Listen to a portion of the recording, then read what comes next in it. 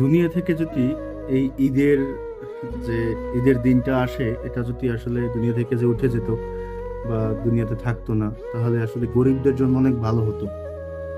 কারণ প্রতি বছর যখন এই ঈদ আসে, আসলে গরিবের জন্য খুব একটা কষ্টদায়ক, বা আসলে এরা মানা যায় না।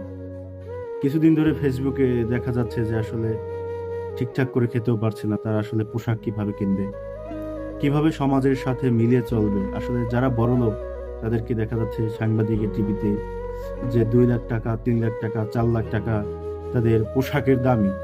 পোশাকের কেনার পিছনেই তাদের ব্যয় হয়। কিন্তু যারা গরিব, যারা দিন আনে দিন খায়, আর বর্তমানে দেশের অবস্থা খুব খারাপ, খুব খারাপ অবস্থা যাইতেছে। আর তাদের আসলে এই ঈদের ঈদের যদি ঈদ আসতো এরকমের যে ধনীদের জন্য ঈদ, গরিবের জন্য ঈদ না, তাহলে এটাও একটা মানা যেত।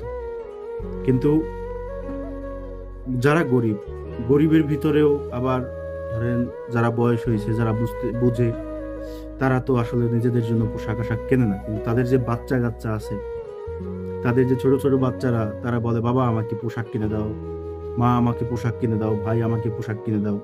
আসলে সে জানে যে কিভাবে আমি দিব। আমার পরিবারে 5 জন সদস্য, কিন্তু আমার ইনকাম দৈনিক 500 টাকা।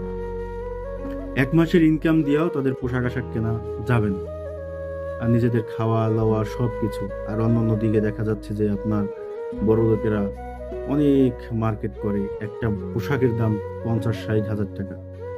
আর 60 হাজার টাকায় আপনার গরিবের ভিতরে 10-12 জন আপনার ব্রেক আপ হয়ে যাবে।